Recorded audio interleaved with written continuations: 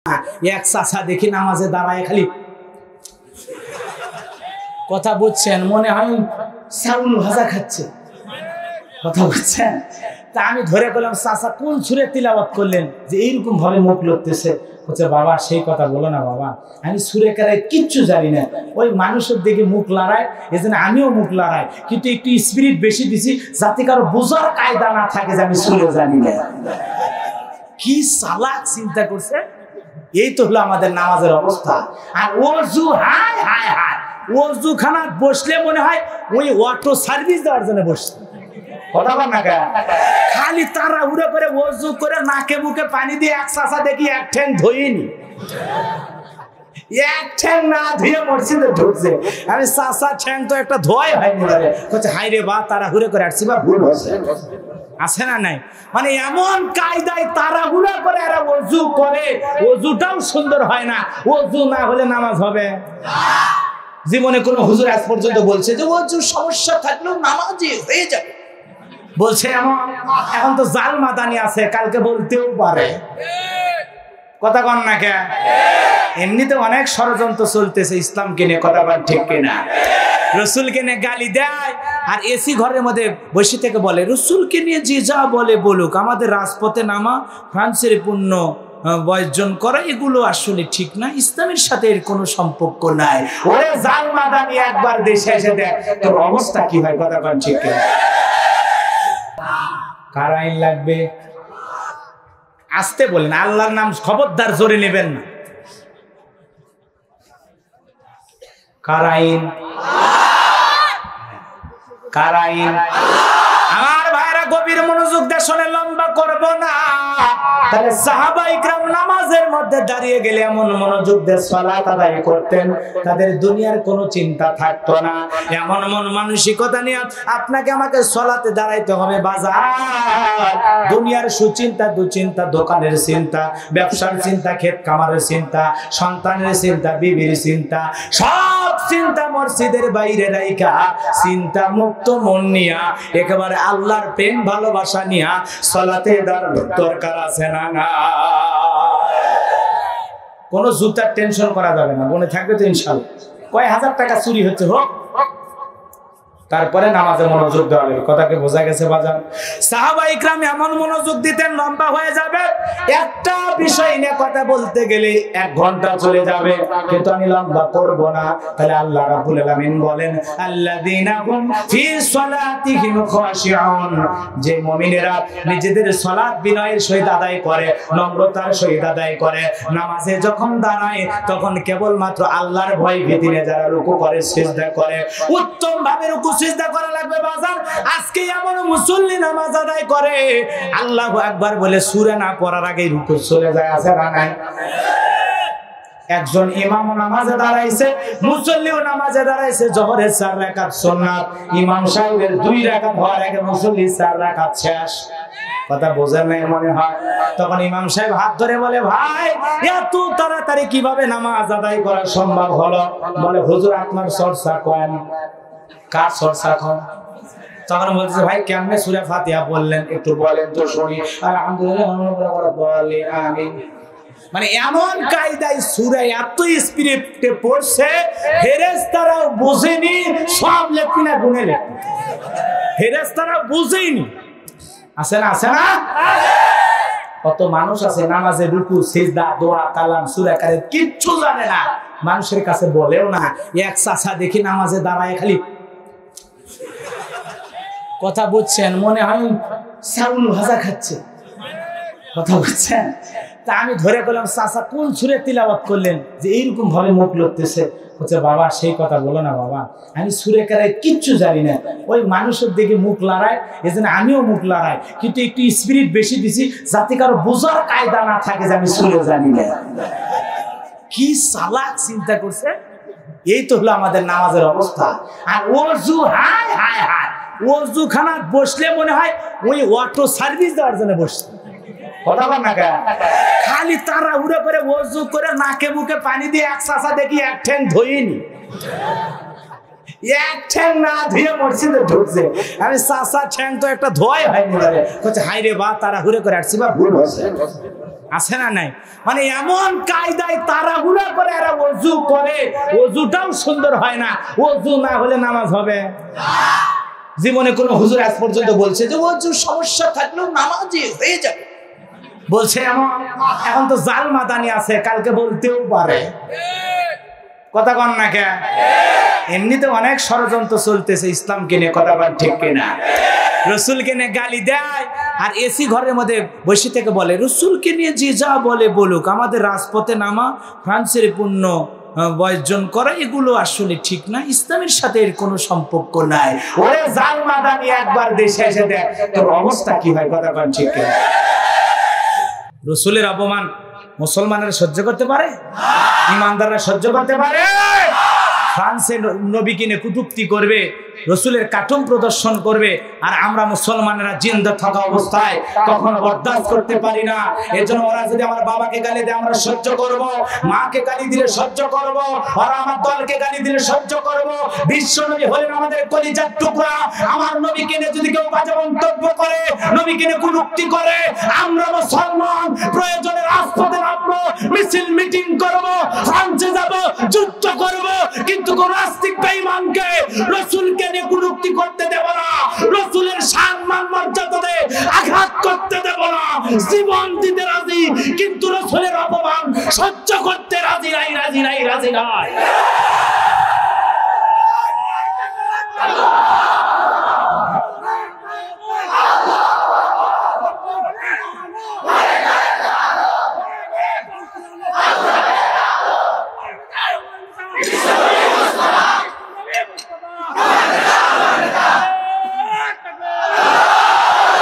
কষ্ট পাইছেন আপনারা?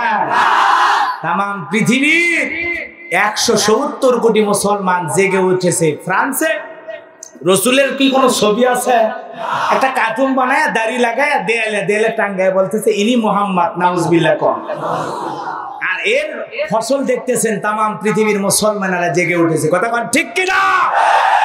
শুধু জেগে ওঠে না, যেই ফেসবুক হাসি তামাশা আর মিরাক্কেলের দখলে, সেই ফেসবুক এখন বিশ্ব নবীর ভালোবাসার দখলে। খালি নবীজির প্রশংসা, উই লাভ মুহাম্মদ সাল্লাল্লাহু আলাইহি সাল্লাম। কথা বলেন ঠিক কিনা? কারণ নবীর চরিত্রের মধ্যে কোনো সমস্যা আছে নাকি? যার চরিত্রের সার্টিফিকেট আসমান থেকে আল্লাহ দিয়ে বলেন ওয়া ইন্নাকা লাআলা খুলুকিন আযীম, আপনি হলেন মহান চরিত্রের অধিকারী, আপনি হলেন পুত পবিত্র। কথা বলেন ঠিক কিনা? যে নবীকে ধ্বংস হওয়ার কথা বললেন আবু লাহাব, আল্লাহ রাব্বুল আলামিন সূরা লাহাব নাজিল করে জানায় দিল মুহাম্মদ ধ্বংস হবে না, ধ্বংস হবে আবু লাহাব সহ 14 গোষ্ঠী। নবীকে যখন সন্তান মারা গেল, লেসকাটানির বংশ মারা হলো, তখন আল্লাহ রাব্বুল আলামিন আসমান থেকে সূরা কাউসার নাজিল করে জানায় দিলেন ইন্না শানিয়াকা হুয়াল আবতার, যারা আপনাকে বলে লেসকাটানির বংশ, ওর 14 গোষ্ঠীকে আমি আল্লাহ লেসকাটানির বংশ বানাবো। এজন্য মেকারণ মনে রাখবা, নবীর বিরুদ্ধে, ইসলামের বিরুদ্ধে অবস্থান নিয়ে দুনিয়ার কোন জালেমদের ঠাঁই হয় নাই। নমরুদ চিরদিন টিকতে পারে নাই, ফিরাউন চিরদিন টিকতে পারে নাই, আবু জেহেল চিরদিন টিকতে পারে নাই। তোমার ক্ষমতাও চিরদিন থাকবে না। জুতার বাড়ি খাইতে খাইতে দুনিয়ার থেকে বিদায় নিবা, সময় পাইবা না। কথা বলেন না কেন? রসুলের অপমান মুমিনেরা সহ্য করতে পারে? মানি না, মানবো না, মানতে পারি না, আল্লাহ রাসূলের অবমাননা। মানি না, মানবো না, মানতে পারি না, আল্লাহ রাসূলের অবমাননা। অবমাননাকারীরা রক্ষা পাবি না, অবমাননাকারীরা রক্ষা পাবি না। মানি না, মানবো না, মানতে পারি না, আল্লাহ রাসূলের অবমাননা। কথা কন না কেন? বিশ্ব নবীর উম্মতেরা নাও হাতে শমশির, খতম করো আবু জেহেলের নাতিপুতি সাগরীর। বিশ্ব নবীর উম্মতেরা নাও হাতে শমশির, খতম করো আবু জেহেলের নাতিপুতি সাগরীর। নাস্তিকদের আস্তানাতে আগুন জ্বালাও না, নাস্তিকদের আস্তানাতে আগুন জ্বালাও না। মানি না, মানবো না, মানতে পারি না, আল্লাহ রাসূলের অবমাননা। বলেন মানি না, মানবো না, মানতে পারি না, আল্লাহ রাসূলের।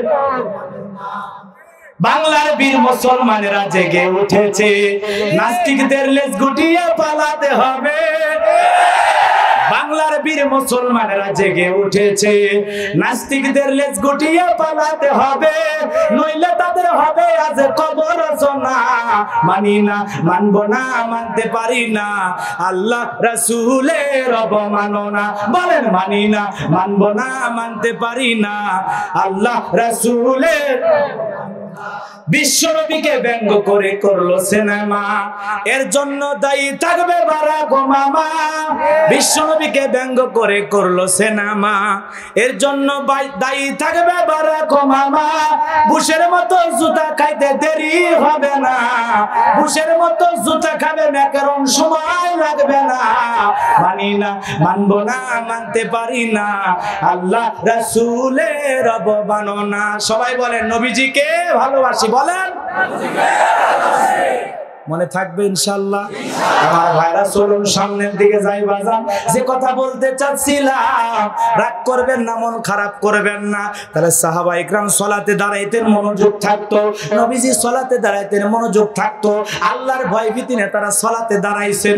আর আজকে আপনি আমি দুনিয়ার চিন্তা নিয়ে তোম ভাই সালাতে দাঁড়াই, কয় রাকাত পড়ি তাও ভুলে যায়।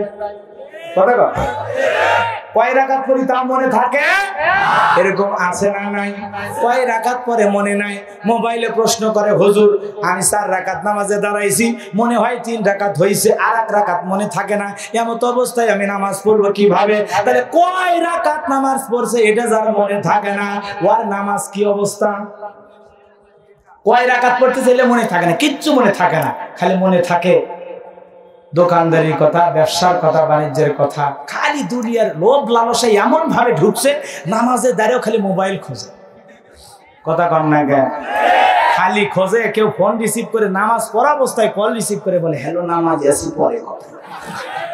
নামাজ হয়? কথা কম, নামাজ হয়? তাড়াহুড়ো, এত তাড়াহুড়ো। এক চাচা দেখি মসজিদের মধ্যে ওযু করে ঢুকছে, এমন জোরে জামাত ধরার জন্য ঢুকছে, পিছলে খায়া টাইসের উপর পরে চাচা একদিন লঙ্গিয়া রাখবে। কথা বুঝছেন? এই তো হলো আমাদের অবস্থা। কে বলছে আপনাকে তাড়াহুড়ো করে জামাতে শরীক হওয়ার? কথা কর। আজান হয় 15 মিনিট আগে, ওই জায়গায় ঘুরতে ঘুরতে যখন দেখে জামাত দাঁড়াতে 2 মিনিট, তখন বের হয়। যাতেই তো 2 মিনিট শেষ। ওযু করবি কখন, জামাত ধরবি কখন? ওযু করে আর কই 1 রাকাত গেল রে, প্রথম রাকাত মিস।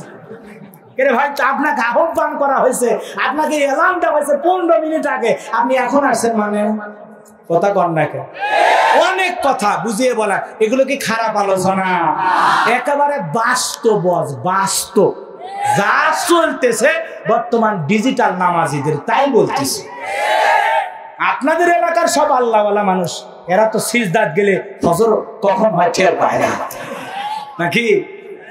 হুঁশ জ্ঞান থাকা লাগবে বাজান। 1 নাম্বার গুণ হলো যারা সালাত আদায় করে কার ভয়ে? নামাজে যখন দাঁড়াবেন তখন মনে হয় এমন ভাবে সালাতে দাঁড়াইছেন বাজান, আল্লাহ রাব্বুল আলামিনের সামনে দাঁড়িয়ে সালাত আদায় করতেছেন। জোরে বলেন আল্লাহু আকবার। অনেক লম্বা কথা, লম্বা হবে, আমি লম্বা করতে চাই না। নবীজির সাহাবী হযরত আলীর কথা আপনাদের সকলের মনে আছে।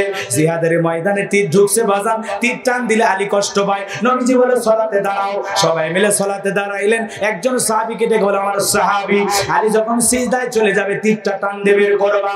এইবার হযরত আলী যখন সালাত আদায় করতে সিজদায় চলে গেছেন, তীর টান দিয়েছেন। শুধু তীর নয়, সঙ্গে গোশত পর্যন্ত বের হয়ে গেছে। নামাজ শেষ হওয়ার পরে দেখা যায় হযরত আলী যেই জায়গায় দাঁড়িয়েছে রক্ত পড়ে গেছে, বাবা রক্ত পড়ে গেছে।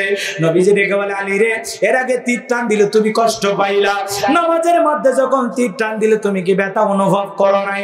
নবীর সাহাবী আলী ডেকে বলে, নবী গো, আমি যখন সালাত আদায় করতে গেলাম আর নামাজের মধ্যে যখন তীর টান দিয়েছে, এক মুহূর্তের জন্য আমি টের পাই নাই। যখন আমি নামাজের সিজদায় চলে যাই, আমার অনুভূতি, আমার মনোযোগটা এরকম হয়, মনে হয় আল্লাহ পাকের কুদরতি পার্লামেন্টে যাইয়া, আল্লাহর আরশে আজিমে যাইয়া, আল্লাহর কুদরতি পায়ে সিজদা দিতেছিলাম। তাদের অনুভূতি হয় এরকম। তারা নামাজ পড়তে মনোযোগ সহকারে এমন নামাজ পড়ে যেন মনে হয় আল্লাহ আমার সামনে দাঁড়িয়ে আছে, আমি আল্লাহর সামনে দাঁড়িয়ে সালাত আদায় করতেছি। তাহলে কি গাও চুলকান যাবে, লুঙ্গি ঠিক করা যাবে, বোতাম লাগানো যাবে? কথা কর। নামাজও পরে হাতও ছেড়ে দিচ্ছে, আছে না? কত নামাজি আছে এক চুল নামাজে মনোযোগ নাই, এক চুল নাই। আর তারাবির আসলে তো কয় তারাবি মানে তাড়াতাড়ি, যত জোরে পড়বি তত বেশি সব। জোরে খান নাউজুবিল্লাহ। তারাবি মানে তাড়াতাড়ি না ধীরে স্থির বিশ্রামের সহিত? কথা বল। সাহাবায়ে কেরাম 4 রাকাত নামাজ পড়ছে, কিছু সময় বসে দোয়া তাসবিহ জিকির করছে। আর আমরা 20 রাকাত নামাজ 20 মিনিটে শেষ। আবার মানুষের কাছে যে গল্প করে, আরে আমাদের এলাকার লোকজনের সাথে গল্প করে না, আমাদের একটা হুজুর, বিদ্যুৎ হুজুর। কি হুজুর? বিদ্যুৎ হুজুর। কি করছে? আরে জানেন না ভাই, 20 রাকাত 20 মিনিটে শেষ। ওটা হুজুর হলো, আমাদের হুজুর আরো চালু, রকেটের গতিতে নামাজ পড়ায় 15 মিনিটে শেষ। ওই নামাজ আল্লাহর আরশে ওটা তো দূরের কথা, মসজিদের ছাদের উপর উঠছে। এই নামাজ পড়ে যান না? নবী নামাজে দাঁড়ায় পা ফুলে যায়, যার জীবনে গুনাহ নাই। আর আপনি নামাজে দাঁড়ান, পা ওটি দাঁড়ানোর আগেই রুকু চলে যায়, আছে না নাই? আবার রুকুতে কোমরটা সোজাও করে না, ডাইরেক্ট সিজদা চলে যায়। আর সিজদা এমন ভাবে দেয়, 2 সিজদার মাঝখানে যে বসা লাগবে ওটা দরকার না, খালি মানে ওয়ার নিয়ত হলো 2 রাকাতের 4 সিজদা যদি একবারে দেওয়া যায় তো তাহলে মানে আরো সুবিধা হইতো। এটা হলো ফরজি নামাজি। কি জি? ফরজি স্পিরিটে নামাজ পড়তেছে গ্রামীণ ফোন। মন খারাপ করছেন আপনারা? তাহলে মুমিন বান্দার 1 নাম্বার গুণ, আল্লাযীনা হুম ফি সালাতিহিম খাশিউন।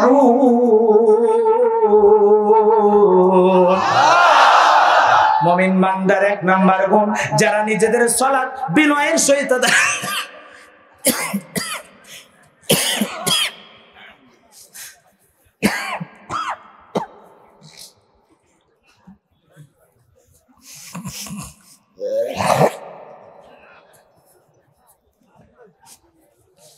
এলে কাইটে দিস ভাই, পরে আবার মনে করবি ফস করে কোনো মন্ত্রী কবি গোলাম রব্বানি করোনা নিয়ে ওয়াজ করবি,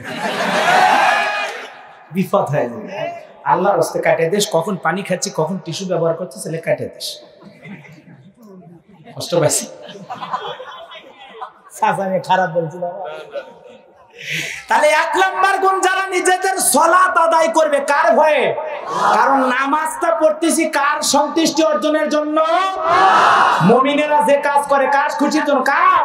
কুলিন্না সালাতি ওয়া নুসুকি ওয়া মাহইয়ায়া ওয়া মামাতি লিল্লাহি রাব্বিল আলামিন।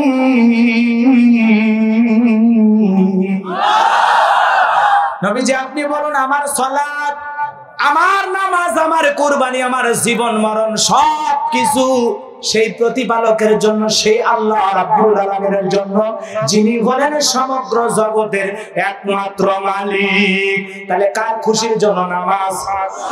মনে থাকবে তো ইনশাআল্লাহ। 1 নাম্বার গুণ, আল্লাহর ভয় নিয়ে বিনয়ের সহিত, নম্রতার সহিত, টেনশন মুক্ত, চিন্তা মুক্ত হৃদয় নিয়ে নামাজে দাঁড়াবেন তো ইনশাআল্লাহ?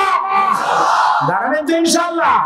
1 নাম্বার গুণ বললাম। 2 নাম্বার গুণ হলো আল্লাহ রাব্বুল আলামিন বলেন, ওয়াল্লাযীনা হুম আনিল লাগবি মুরিদুন।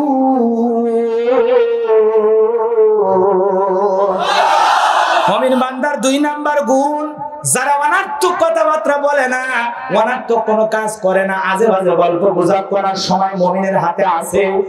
কথা বলেন না কেন? এমনও মানুষ আছে এক জায়গায় বসে অনার্থক কথা বলে, একটা পেপারের মধ্যে কোনো খবর পাইলে 10 জন মানুষকে ডেকে বলে, ভাই দেখ আজকে পেপারে কি লেখছে, কত পেপারে কি লেখছে, এইভাবে কয়টা পেপারে কি খবর লেখছে, এগুলো নিয়ে গল্প করতে করতে 3 ঘন্টা চলে যায়। জোহরের নামাজের আজান হয়, নামাজ পড়তে যায় না। আসরের নামাজের আজান হয়, নামাজ পড়তে যায় না। আজে বাজে গল্প কইরা সময় নষ্ট করে। এটা কখনো মুমিন বান্দা করতে পারে? পারে না। মুমিনের অত আজে বাজে গল্প করার সময় নাই।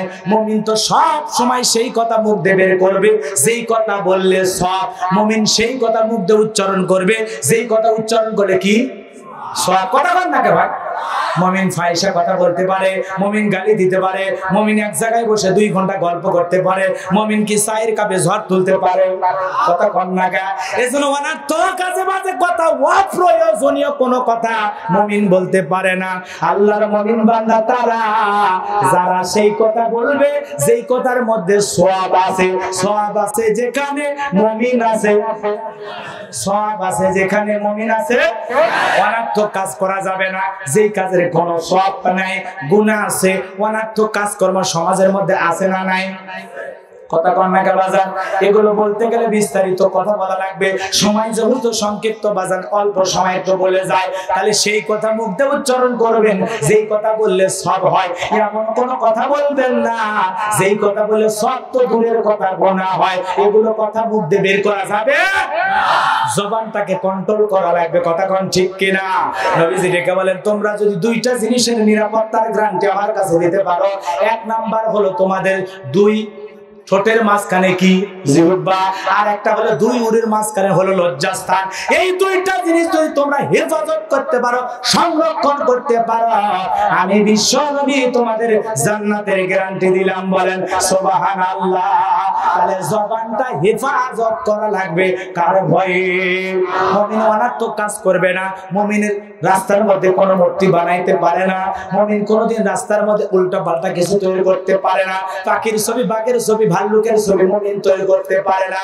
মুমিন যদি পাবনা শহরের গোল চত্বরে কিছু লাগানো লাগে, মুমিন ওই জায়গায় আল্লাহর নাম লিখবে, সুবহানাল্লাহ লিখে রাখবে, আলহামদুলিল্লাহ লিখে রাখবে, আল্লাহু আকবার লিখে রাখবে, লা ইলাহা ইল্লাল্লাহু মুহাম্মাদুর রাসূলুল্লাহ, আল্লাহর কালেমা, নবীর কালেমা লিখে রাখবে, আল্লাহর নাম লিখে রাখবে, যাতে ওই গোল চত্বরের দিকে নজর পড়লেই আল্লাহর কথা স্মরণ হয়। তা না কইরা মুসলমানের দেশে মরে মরে মূর্তি আছে না নাই? মরে মরে পাখির ছবি, বাঘের ছবি, ভাল্লুকের ছবি। আলহামদুলিল্লাহ বাংলাদেশের কিছু কিছু জেলা শহরে, আমি ময়মনসিংহে গিয়েছিলাম বাজান, গোল চত্বরে লেখা আছে আল্লাহ আর মুহাম্মদ, দেখে কলিজা ভরে যায়, সুবহানাল্লাহ ধরে যায়। পাবনা শহরে ওইরকম চাই, বগুড়া শহরে এরকম চাই, বাংলাদেশের প্রত্যেকটা জেলা শহরে, যেহেতু এটা মুসলমানের দেশ, ওলিয়া উলিয়ার দেশ, টুপিওয়ালাদের দেশ, মসজিদ মাদ্রাসার দেশ, হক্কানি ওলামা ইকরামদের দেশ, এই দেশের অলিতে গলিতে মূর্তি নয়, থাকবে কেবলমাত্র আল্লাহ রাব্বুল আলামিনের নাম। তাই বলে যে যারা মন্দির বানায় পূজা করতেছে অন্য ধর্ম অবলম্বী হিন্দু ভদ্রলোক, তাদের সাথে কিন্তু কোনো সংঘর্ষে জড়ানো যাবে না। তারা পূজা করবে, আনন্দ করবে, হই হুল্লাড় করবে, ঢাক ঢোলক বাজাবে, এটা আমাদের কোনো বাধা, বরং আমরা নিরাপত্তা দেব। আমি ওই কথা বলি নাই, যেহেতু আমরা মুসলমান, আমরা রাস্তাঘাটে চলাফেরা করি, যদি রোডে ঘাটে আল্লাহর নাম বেশি বেশি লেখা থাকে, তাহলে ওগুলোর দিকে নজর পড়লে আল্লাহর কথা স্মরণ হবে। যে ব্যক্তি বানাইছে সেও সব পাবে, আমি আল্লাহকে স্মরণ করলে আমিও সব পাবো। এটা তো মুসলমান হিসেবে আমার একটা চাওয়া। আপনারা যা খুশি করেন, আমরা তো আর বাধা দিতে পারবো না, কথা কর না কেন? কারণ এ দেশে কে শুনে কার কথা? বোঝা গেছে বাজান? এক করছেন মনে? আপনারা তো উদ্যোগ নিতে পারেন। এই পাবনা শহরের আটঘরিয়ার এই রোডে গুলোতে গাছ আছে না, কম্পিউটার দিয়ে লিখবেন আলহামদুলিল্লাহ, সুবহানাল্লাহ, আল্লাহু আকবার, লিখে লিখে এগুলো ফটোকপি কইরা বড় বড় করে একটা সাইনবোর্ড টাঙ্গায় দিবেন, লেখা আছে আলহামদুলিল্লাহ। যত মানুষ এই দিক দিয়ে নজর করবে, তত মানুষ আলহামদুলিল্লাহ বলবে, আপনিও সব পাবেন, তিলাওয়াতকারীও সব পাবেন। এগুলো ভালো উদ্যোগ না, ভালো কাজ না? করতে পারবেন না ইনশাআল্লাহ? করতে পারবেন তো ইনশাআল্লাহ? এটা হলো 2 নাম্বার গুণ। তাহলে মুমিন বান্দা অনার্থক কথা বলবে না, আজে বাজে কাজ করবে না। মুমিন সেই কথা বলবে যেই কথা বললে সব, মুমিন সেই কাজ করবে যেই কাজ করলে সব, মুমিন সেই জিনিস মানুষের সামনে উপস্থাপন করবে যেইটা দেখলে লিখলেই সব। সব আছে যেখানে মুমিন আছে, এটা মুমিন বান্দার 2 নাম্বার গুণ। মুমিন বান্দার 3 নাম্বার গুণ আল্লাহ রাব্বুল আলামিন বলেন, কষ্ট হয় মনে হয়, মুমিন বান্দার 3 নাম্বার গুণ, ওয়াল্লাযীনা হুম লিয-যাকাতি ফাঈলুন।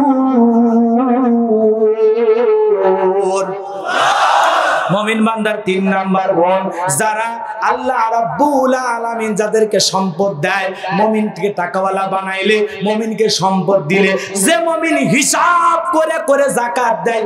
যাকাতের ব্যাপারে যে মুমিন সক্রিয়, আল্লাহর ভয় নিয়ে যে হিসাব করে করে যাকাত দেয়, এটা হলো মুমিনে বান্দার নাম্বার 3 গুণ, মানে 3 নাম্বার গুণ। বাজানো গো আমার, তাহলে মুমিন বান্দাকে আল্লাহ সম্পদ দিলে যাকাত দেবে কার ভয়ে? আরো একটু জোরে বলেন, কার ভয়ে? আল্লাহর ভয়ে মুমিন বান্দা যাকাত দেবে। আল্লাহ যদি মুমিনকে সম্পদশালী করে, অর্থকরী টাকাওয়ালা আর মালিক বানায়, তাহলে মুমিন বান্দা হিসাব করে করে 1 লাখে কয় টাকা হয়, 1 কোটিতে কয় টাকা আসে, এইভাবে হিসাব করে ফসলের ওজনও দেবে, যাকাতও দেবে। কার খুশির জন্য? কার ভালোর জন্য? আল্লাহর ভালো না নিজের ভালো? যাকাত দেবেন না, এই যাকাতের সম্পদ আপনার জাহান্নামের আযাবের কারণ হবে। অনেক লম্বা কথা, আমি ওদিকে যেতে পারবো না। তো আজকে যাকাত দেয়, বাংলাদেশে যাকাত দেয়। কে বলে যাকাত দেয় না? যাকাত মানে হলো শাড়ি লুঙ্গি। কথা কন, যে বেটা যাকাত দেয় সেই বেটা পরে থাকে আমানত শাহ লুঙ্গি, দেশের সঙ্গী। আর যারে গরিব মানুষ লুঙ্গি কিনে দেয়, ওরে দেয় লিটল লুঙ্গি, 150 টাকা দাম। কথা কন, মানে ওর ইজ্জতের দাম আছে, যে গরিব দেশে আর ইজ্জতের দাম নাই। আছে না নাই? নিজের বউরে পরায় 5000 টাকা দামের শাড়ি, আর যখন যাকাতের শাড়ি কিনে তখন 200 টাকা দামের। একবার ধুয়ে দিলে শাড়ি না মশারি সব দেখা যায়। আছে না নাই? এইভাবে যাকাত দেওয়ার সিস্টেম ইসলাম বলে নাই।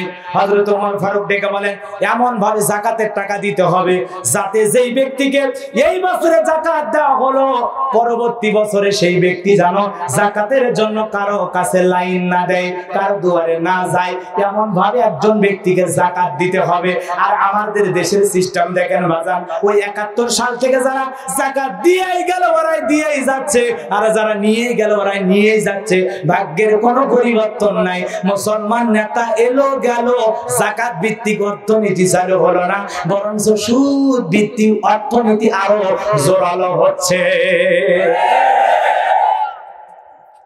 রাগ করেন না? রাগ করছেন মনে হয়? যাকাত দেওয়া লাগবে কিভাবে? অল্প সময়ে বলে যায়।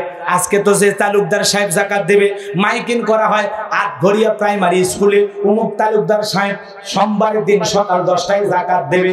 হাজার হাজার মানুষ চলে গেছে, শাড়ি লুঙ্গি নিয়ে আসছে 5000, মানুষ গেছে 50,000। ঠেলা ঠেলি গুতাগুতিতে 6 জন নিহত, 38 জন হলো আহত হয়ে পাবনা মেডিকেল কলেজ হাসপাতালে। পরের দিন কত পেপারে 1 নাম্বার নিউজ, সময় চ্যানেলে দেখাচ্ছে, যমুনা টেলিভিশনে দেখাচ্ছে, পাবনার কোটিপতি যাকাত দিবে যায় 6 জন খাইছে। কথা কন না কে? এইভাবে যাকাত দিতে ইসলাম বলেছে। কথা কন না কে? যাকাত দেওয়া মানে দয়া বা করুণা করা নয়। যাকাত দেওয়া মানে কারো প্রতি দয়া বা করুণা করা নয়। যাকাত দেওয়া হলো আপনার জন্য ফরজ। যে ব্যক্তি যাকাত নেবে এটা তার জন্য ফরজ নয়, বরং সে এমন ভাবে যাকাত দিতে হবে, গরিব কেন আপনার কাছে আসবে, আপনি গরিবের কাছে যাবেন যদি নিরাপত্তা থাকে। কথা কি বোঝা গেছে? মন খারাপ করছেন মনে হয়? আজকে যারা এই কায়দায় যাকাত দেয়, যাকাত নিতে যায় মানুষকে মাইরে ফেলে দেয়, এই সমস্ত যাকাত দাতা, এই সমস্ত দানবী মৃত্যুর পরে আল্লাহ রাব্বুল আলামিন ফেরেশতাদেরকে ডেকে বলবে, এই ব্যক্তিকে কয় চেনেন না? এটাই তো সেই ময়মনসিংহের জর্দা ফ্যাক্টরির মালিক। তাই নাকি? বলে আর কি উপকার দুনিয়াতে কি করছে? আল্লাহ জানেন না কি করছে? যাকাতের শাড়ি লুঙ্গি দেওয়ার সময় 1 বছরে 9 জন করে মারছে। আল্লাহ কয় কি করছে? যাকাত দিবেন যায় 9 জন করে বান্দা বান্দে আপনার পায়ের তলে পিষ্ট হয়ে মারা গেছে। এই সেই ব্যক্তি তার কই নিয়ে যাচ্ছে? হিসাবের জন্য। হিসাব কিতাব তো হবে, এর জন্য জাহান্নামের আযাব হবে। কি মনে করছে? মানুষ মেরে যাকাত দেবেন আর আল্লাহ আপনার জান্নাত ঢুকে দিবি? হ্যাঁ, কথা কন না কেন? যাকাত এমন ভাবে দেন, এই ছেলেটা বেকার বসে আছে, ওর কাজকর্ম নাই, ওর একটা অটো রিক্সা কিনে দেন। কথা কন, যাতে ওইটা চালায়া তার জীবন তার পরিবার চালাইতে পারে। কথা কন। একটা ছেলে বেকার বসে আছে, দেন না আটগড়িয়া বাজার একটা চায়ের দোকান করে দেন, চা বিক্রি করে খায়। তাই বলে চায়ের সাথে একটা টেলিভিশন দান দিন না। মন খারাপ করছেন নাকি আপনারা?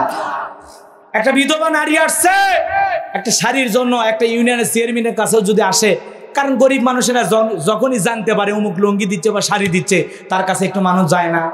কথা বলেন ভাই, যায় না? এক গরিব লোক গেছে, ওই ইউনিয়ন পরিষদের চৌকিদার দাপাদার যারা আছে বলে স্যার একজন দেখা করতে আসছে। কোথাকার রে? একটা মহিলা আসছে, স্যার শাড়ি চাচ্ছে। ঠিক আছে ডাক দে যা। আসছে যখন তখন বলতেছে এই আপনি তো আমার ইউনিয়নের লোক না, এই এই আশেপাশে এগুলো মহিলা কেন আসে? আমি নিজের ইউনিয়নের লোক দিতে পারতেছি না, বাইরের লোক আসে, ধরেন একটা নিয়ে যান, আর জীবনে আসবেন না। এইভাবে মানুষকে যদি যাকাতের টাকা দেওয়া হয়, ফেরেশতারা নেকি লিখবি না কবি তোর হায়াত কোন দিন শেষ হবে, খালি কবরে ঢোক তোর বাটাম পেটা শুরু করবি। উত্তম ব্যবহার মানুষকে বিদায় করবে। কথা বল, মানুষের সাথে ভালো ব্যবহার করাও সব ইবাদত। আল্লাহু আকবার কর। ভাইরা আমার, লম্বা হয়ে যাবে, লম্বা করার সময় নাই, সামনের দিকে যাই। মন খারাপ করছেন মনে হয় আপনারা, তাহলে যাকাত দেবেন কার খুশির জন্য? যাকাত দিয়ে মানুষের কর্মস্থানের ব্যবস্থা করতে হবে, যাতে এমন ভাবে একজন ব্যক্তিকে যাকাত দেবেন, গরিব মানুষকে ডাক দিয়ে বলবেন চাচা মিয়া আপনার দিনকাল কষ্ট ভাবে যায়, এই 50,000 টাকা আপনারা দিলাম, যা পারেন ব্যবসা বাণিজ্য কইরা আপনি এই টাকাটা নিয়ে আপনি চলার চেষ্টা করেন।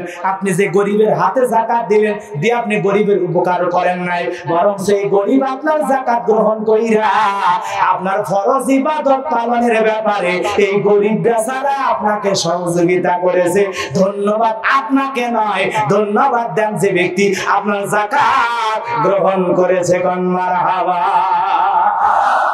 বোঝা গেছে? আর আজকে যাকাত দেওয়ার শাড়ি লঙ্গি চলেন ছবি তোল উঠছে, ভালোভাবে উঠছে তো না?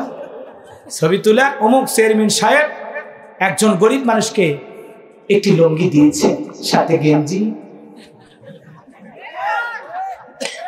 পরে বিকেল বেলা চেয়ারম্যান দেখে দেখ তোরে ফেসবুকে লাইক কয়টা আছে, কয় 3200।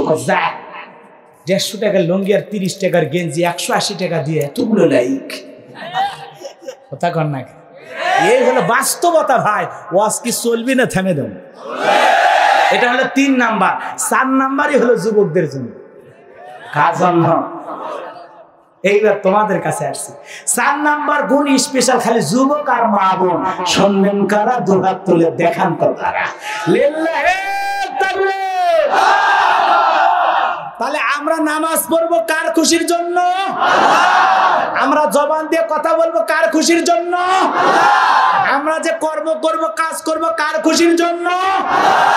আমাদেরকে আল্লাহ সম্পদ দিলে যাকাত দেব কার ভয়ে?